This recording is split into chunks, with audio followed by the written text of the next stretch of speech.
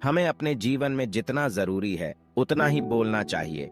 यह तो सभी जानते हैं, लेकिन कम बोलने से हमें क्या फायदा होते हो और कैसे हम अपने आप को कम बोलने के लिए प्रेरित कर सकते हैं, यह कोई नहीं जानता।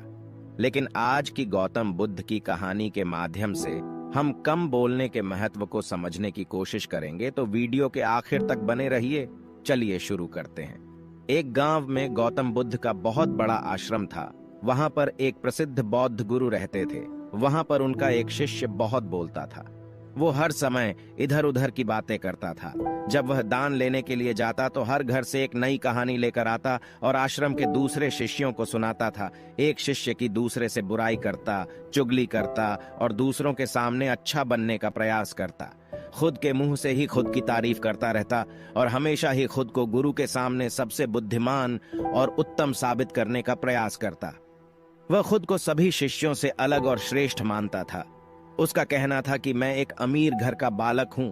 अगर मैं चाहता तो एक आरामदायक और सुविधाओं से भरा जीवन जी सकता था, लेकिन मैं वह सब छोड़कर यहां आ गया क्योंकि मुझे सत्य की खोज करनी है, खुद को जानना है, जीवन को जानना है। इसीलिए मेरा त्याग तुम सबसे बड़ा है। एक दिन गुरु ने आश्रम के सभी शिष्यों को बुलाकर कहा, आप सभी को अगले 1 माह के लिए कोई ना कोई संकल्प लेना है। इससे आपकी संकल्प शक्ति मजबूत होगी और आप में आत्मशक्ति का संचार होगा। आप सभी अपने सामर्थ्य के अनुसार कोई सभी संकल्प ले सकते हैं और यदि 1 माह से पूर्व आप में से जिसका भी संकल्प टूट जाएगा तो वो अपनी पुरानी दिनचर्या में वापस आ जाएंगे। सभी शिष्यों ने अपनी शक्ति के अनुसार छोटे बड़े संकल्प लिए और गुरु को अपने अपने संकल्प के बारे में बताकर वहां से चले गए। लेकिन वह शिष्य जो खुद को सबसे अलग और बड़ा दिखाना चाहता था, वो सीधे गुरु की कुटिया में पहुंच गया और बोला, मैं कोई छोटा मोटा संकल्प नहीं लेना चाहता, बल्कि खुद की ही भांति एक बड़ा और महान संकल्प लेना चाहता हूं। कृपया आप ही बताएं, क्या संकल्प लेना चाहिए। उसकी यह बात सुनकर गुरु मुस्कुराए और बोले, क्या तुम मेरे द्वारा दिए गए संकल्प को पूरा कर पाओगे? क्या तुम्हारे लिए उसे पूरा करना संभव होगा? शायद नहीं। वो तुम्हारे लिए संभव नहीं है। तुम उसे पूरा नहीं कर पाओगे, इसीलिए तुम खुद ही कोई संकल्प ढूंढो। शिष्य ने कहा, नहीं गुरुदेव, आप जो भी संकल्प मुझे देंगे मैं जरूर उसे पूरा करूंगा। गुरु ने कहा, ठीक है, तो तुम अगले 1 माह तक चुप रहोगे, मुंह से एक शब्द भी नहीं निकालोगे, यही तुम्हारा संकल्प है। शिष्य ने कहा, गुरुदेव, ये भी कोई संकल्प है? ये तो बहुत ही आसान है। 1 माह तक चुप ही तो रहना है। आप कोई बड़ा संकल्प दीजिए जो मेरी योग्यता के लायक हो, जिसे पूरा करने में मुझे समस्या हो। गुरु ने कहा, पहले तुम इस संकल्प को तो पूरा करके दिखाओ। शिष्य ने गुरु की बात मान ली और वह उसी समय चुप हो गया और पलटकर कुटिया से बाहर चला गया। उसे चुप रहना बहुत आसान लग रहा था। उसने एक दिन तो जैसे तैसे चुप रहकर काट लिया, लेकिन दूसरे दिन से उसके मन में ना बोलने का बोझ बढ़ने लगा। तीसरे दिन उसे भारीपन महसूस होने लगा और चौथे दिन उसके अंदर एक अजीब सी बेचैनी होने लगी, क्योंकि आसपास आश्रम के सभी शिष्य एक दूसरे से बातें कर रहे थे। वो भी अपना पक्ष उनके सामने रखना चाहता था, उनकी बोलती बंद कर देना चाहता था, लेकिन उसका संकल्प उसके आड़े आ रहा था। इसीलिए वो पूरे दिन सिर्फ मुंह और आंखें बनाता रहता। इसी तरीके से कुछ दिन और बीते और वह शिष्य बीमार पड़ गया। उसका सिर फटा जा रहा था, उसका खाने पीने तक का मन नहीं कर रहा था। वह सिर्फ बोलना चाहता था। वह गुरु के पास गया और उनके सामने बैठकर लिखकर उन्हें बताया, गुरुदेव, मैं बोलना चाहता हूं। बिना बोले, मुझे सांस नहीं आ रही, मेरा दम घुटता जा रहा है, मैं अंदर ही अंदर पागल हुआ जा रहा हूं। मैं क्या करूं? संकल्प तोड़ दूं क्या? यह पढ़कर गुरु मुस्कुराए और बोले, संकल्प तो तोड़ने के लिए ही होते हैं, लेकिन जो अपने संकल्प को पूरा कर लेता है वही अपनी आंतरिक शक्ति को बढ़ाता है, और जो अपनी आंतरिक शक्ति को बढ़ा लेता है वो समझ और जागृति की राह पर आगे बढ़ जाता है। संकल्प का लेना भी तुम्हारे हाथ में था और इसे तोड़ना भी तुम्हारे ही हाथ में है। तुम्हारे बहुत से भाई अपने संकल्प को तोड़कर अपनी पुरानी दिनचर्या पर वापस आ चुके हैं। अगर तुमसे नहीं हो पा रहा तो तुम भी संकल्प तोड़ कर अपनी पुरानी दिनचर्या पर वापस जा सकते हो। लेकिन याद रहे, अगर आज तुम इस छोटे से संकल्प को नहीं संभाल पा रहे तो तुम अपनी बाकी की पूरी जिंदगी को कैसे संभाल सकोगे? बाकी फैसला पूरी तरह से तुम्हारे हाथों में है। गुरु की यह बात उस शिष्य के दिल में चोट कर गई। वह बिना कुछ बोले वहां से वापस चला गया और खुद को अपनी कुटिया में बंद कर लिया। वह केवल अपने जरूरी कामों के लिए ही कुटिया से बाहर निकलता, बाकी सारे समय कुटिया के अंदर ही बैठा रहता। 15 दिन बीत चुके थे और आश्रम के लगभग सभी शिष्यों का संकल्प अब तक टूट चुका था, लेकिन उसका संकल्प अभी भी जारी था। संकल्प लेने के बाद से अब तक उसने एक शब्द भी ना बोला था। सारा आश्रम हैरान था कि इतना बोलने वाला इंसान चुप कैसे हो गया। 15 दिन बीतने के बाद वह दोबारा अपने गुरु के पास गया और लिखकर बताया है, गुरुदेव, मैं बाहर से तो चुप हूं, लेकिन मेरे भीतर बहुत सी आवाजें हैं, बहुत सी चीख पुकार और शिकायतें हैं। मैं अंदर ही अंदर बात करता रहता हूं। मेरा मन तरह तरह के प्रश्न पूछता रहता है। मैं बाहर से जितना मौन हूं, भीतर से उतने ही शोर शराबे से भरा हुआ हूं। क्या इस तरह से मेरा संकल्प अभी भी जारी है? गुरु ने कहा, हाँ, तुम्हारा संकल्प अभी भी जारी है, लेकिन जब तक लोगों की ये आवाजें तुम्हारे कानों में पड़ती रहेंगी, तुम्हारा मन बोलता रहेगा, क्योंकि इसे तो आदत है बोलने की। तुम भले ही बाहर से चुप रहो, लेकिन तुम अंदर ही अंदर बोलते रहोगे।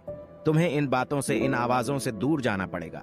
शिष्य गुरु को प्रणाम कर वहां से चला जाता है और सुबह होते ही अपनी कुटिया छोड़कर जंगल की तरफ चला जाता है। कई दिन बीत जाते हैं, संकल्प का समय भी पूरा हो जाता है, लेकिन शिष्य लौटकर नहीं आया। आश्रम में सभी को डर था कि कहीं जंगली जानवरों ने उसे खाना लिया हो। इस बीच उसे ढूंढने की बहुत कोशिश की गई, लेकिन वह कहीं नहीं मिला। सभी गुरु भाइयों ने मान लिया था कि जंगली जानवरों ने उसे अपना शिकार बना लिया है, लेकिन गुरु को ऐसा नहीं लगता था।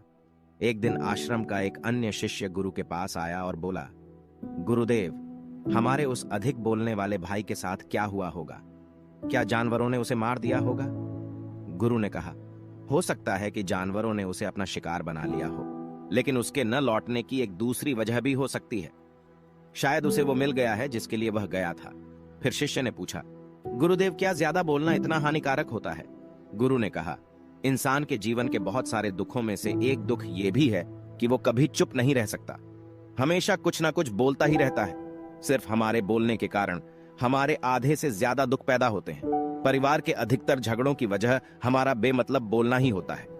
हम में से कोई भी चुप नहीं रहना चाहता, हम बस सामने वाले को सुना देना चाहते हैं। जो भी हमारे मन में है सब निकालकर उसके मन में बैठा देना चाहते हैं। उसे समझा देना चाहते हैं कि देख, तू गलत है और मैं सही, और इस तरीके से सब एक दूसरे की सड़ी गली बातों को ग्रहण कर रहे हैं। इस तरीके से सुनने और सुनाने का यह काम जिंदगी भर चलता रहता है, लेकिन इस नासमझी में हम अपना समय, अपना जीवन, अपनी समझ और सबसे महत्वपूर्ण वो कीमती पल जो जिए जा सकते हैं, जिनको अनुभव किया जा सकता है, जिनमें आनंद को प्राप्त किया जा सकता है, ये सब खो देते हैं। लेकिन इसके बदले हमें मिलता क्या है? कुछ नहीं, सब व्यर्थ और बर्बाद हो जाता है। इस पागलपन में हमने क्या खो दिया, इसका एहसास केवल कुछ ही लोगों को हो पाता है। बाकी लोग जैसे उन्हें अपने आने का पता नहीं, वैसे ही उन्हें अपने जाने का भी पता नहीं चल पाता। शिष्य ने कहा, तो फिर इसका समाधान क्या है? गुरु ने कहा, पूरी जागरूकता के साथ अपने विचारों को देखना यही एकमात्र तरीका है। सारी मानसिक समस्याओं का वर्तमान में रहकर चिंतन करना, पूरी जागरूकता के साथ अपना काम करना जिंदगी में चमत्कारिक बदलाव ला देता है। उसके बाद वह शिष्य गुरु से अपने प्रश्नों का उत्तर पाकर उनको प्रणाम करके वहां से चला गया। उस शिष्य को आश्रम छोड़कर गए हुए 3 महीने का समय बीत चुका था, लेकिन उसकी कोई खबर ना थी। अब तक तो सभी गुरु भाइयों ने भी उसके वापस लौटने की उम्मीद छोड़ दी थी, लेकिन एक दिन वो आश्रम लौट आता है। उसे देखकर सभी के आश्चर्य और खुशी का ठिकाना न रहा, लेकिन अब वो नहीं था जो यहां से गया था। वो कुछ और ही बनकर वापस आया था। उसके अंदर एक गजब का बदलाव महसूस किया जा सकता था। उसके चेहरे पर एक गजब का ठहराव और आंखों में बड़ी शांति थी। आश्रम में आते ही सभी गुरु भाइयों ने उसे चारों तरफ से घेर लिया और बातें करने लग गए। वह भी अपने गुरु भाइयों से बातें करने लगा। उससे बात करने वाले सभी ने यह अनुभव किया कि अब वे पहले जैसा उतावला और बातूनी नहीं रह गया था। उसके मुंह से एक एक शब्द बहुत ही सुलझे हुए और मधुरता के साथ निकल रहे थे। थोड़ी देर तक गुरु भाइयों से बात करने के बाद वह सीधा गुरु की तरफ चला गया। उसने गुरु के चरण छुए और कहा, गुरुदेव, क्या मैं अब भी मौन हूं? क्या अब भी मेरा संकल्प जारी है? गुरु ने कुछ देर तक शिष्य की आंखों में बड़े ध्यान से देखा और कहा, हाँ, तुम अब भी मौन हो। तुम्हारे मुंह से एक भी शब्द निकल नहीं रहा और तुम्हारा संकल्प अभी भी जारी है। शिष्य ने कहा, गुरुदेव, जब मैं आश्रम से गया तो मैं मुंह से तो चुप था, लेकिन मेरे अंदर बहुत सी आवाजें थीं। मन में बहुत से प्रश्न थे और वो बंद नहीं हो रहे थे, तो मैं जंगल में चला गया, इस उम्मीद से कि वह मुझे शांति मिलेगी और मेरे मन की बकबक कम हो जाएगी। लेकिन मैं जितना एकांत में जाता गया, मेरे अंदर की आवाज उतनी ही तेज होती गई। मेरे भीतर की पुरानी से पुरानी आवाज मुझे सुनाई देने लगी। तब जाकर मैंने महसूस किया कि मैं कितना गलत कर रहा था। जब मैं अपने परिवार वालों, दोस्तों को और गुरु भाइयों को बुरा भला कहता था, तो उस समय मुझे लगता था कि मैं सही कह रहा हूं। जब मैं गुरु भाइयों की एक दूसरे से चुगली करता हूं और उनका मजाक बनाता, तब भी मुझे यही लगता था कि मैं उनसे बेहतर हूं और मैं सही कर रहा हूं। लेकिन उस दिन मैंने पहली बार महसूस किया कि मैं कितना गलत बोलता था। काफी दिनों तक ये आवाजें, ये शिकायतें मेरे अंदर चलती रहीं, लेकिन धीरे धीरे करके एक दिन ये सारी आवाजें मेरे अंदर से समाप्त हो गईं। अब मैं भीतर से भी मौन हो गया। उस घने जंगल में बाहर से कोई बोलने वाला था नहीं और भीतर कोई आवाज बची ही नहीं थी। और मैं उस दिन पहली बार मौन का सही अर्थ समझा। मेरे चारों तरफ बहुत शांति थी। हालांकि अभी भी कुछ आवाजें आ रही थीं, जो पहले भी आती थीं, लेकिन मैं उन्हें सुन नहीं पाता था। पर अब वह सभी आवाजें मुझे स्पष्ट रूप से सुनाई दे रही थीं। हवा के चलने की आवाज, चिड़ियों के चहकने की आवाज और पानी के बहने की आवाज। ये सभी आवाजें मैंने पहली बार पूरे होश पूर्वक सुनी। अपने चारों तरफ इतनी शांति मैंने पहले कभी महसूस नहीं की थी। तो इस शांति को भंग करने के लिए मैंने पहली बार अपने मुंह से कोई शब्द निकाला। मैं चिल्लाया, हे ईश्वर, यह कैसी शांति है? सभी कुछ इतना शांत क्यों है? ऐसा क्या हो गया? लेकिन मेरे चिल्लाने के बाद भी वह शांति भंग नहीं हुई। सब कुछ पहले के जितना ही शांत था, बाहर भी और भीतर भी। हे गुरुदेव, मैंने अपने गुरु भाइयों से बात की, मैंने आपसे बात की। मैं बोल रहा हूं, मैं चल रहा हूं, मैं सब कुछ देख रहा हूं, लेकिन मैं अपने भीतर एकदम एकांत में हूं, मौन में हूं, भीड़ में होता हूं, तब भी भीतर से अकेला एकांत में होता हूं। जब मैं खुद में भी शोर करना चाहता हूं, तब भी एकांत में ही होता हूं। अब सब दिखाई पड़ने लगा है, सब सुनाई पड़ने लगा है। गुरु ने कहा, जब तक हम बाहर की तरफ बोलते रहेंगे, भीतर अशांति ही रहेगी। लेकिन जिस दिन हम भीतर की तरफ मुड़ जाएंगे, तब हमारे मुंह से कुछ भी निकलेगा, हम शांत ही रहेंगे। दुनिया में जितनी भी बुराइयां हैं, ज्यादातर हमारे बोलने से ही उत्पन्न होती है, क्योंकि हम चुप रहना नहीं चाहते। हम जितनी जरूरत है उससे कहीं ज्यादा बोलते हैं। हम सामने वाले को सुनना नहीं चाहते, बल्कि उसकी बोलती बंद कर देना चाहते हैं। उसे समझा देना चाहते हैं कि मैं कौन हूं, मैं क्या कर सकता हूं, और यही हमारी जिंदगी का मकसद बनकर रह जाता है। हमारी सारी ऊर्जा इस व्यर्थ के बोलने में बर्बाद होती रहती है। ऐसे ही समाज में लोगों का जीवन दुखों से भर जाता है, जो हमेशा एक दूसरे को सुनाने में लगे रहते हैं। कभी एक दूसरे को सुनना नहीं चाहते, समझना नहीं चाहते, और चुप रहना तो उन्होंने कभी सीखा ही नहीं, क्योंकि चुप रहना उन्हें छोटा महसूस करवाता है। दुनिया की सभी लड़ाइयों का कारण हमारा बोलना ही है। इसलिए हमें सिर्फ उतना ही बोलना चाहिए जितना जरूरी हो, क्योंकि व्यर्थ का बोलना ऊर्जा को नष्ट करना है, और ये बोलना ही हमें कभी अपने भीतर की ओर लौटने नहीं देता, क्योंकि यह हमें बाहर की ओर खींच कर रखता है, और बाहर है ही क्या इस संसार के अलावा। लेकिन अगर अपने भीतर के संसार की ओर मुड़ना है, तो इस मुंह को बंद ही रखना चाहिए। इसीलिए जितने भी बुद्ध हुए, आत्मज्ञानी हुए, वो सभी एकांत की ओर भागे, ताकि उन्हें ज्यादा ना बोलना पड़े, ज्यादा सुनना ना पड़े। वो एकांत में रहें और शांत रहे, इसीलिए आसानी से भीतर की यात्रा कर पाए।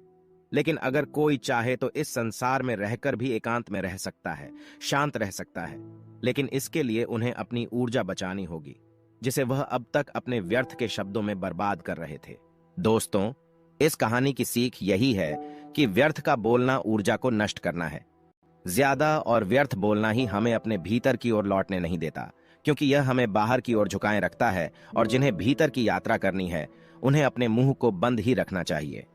मुझे उम्मीद है कि आपको यह कहानी पसंद आई होगी और काफी कुछ सीखने को मिला होगा।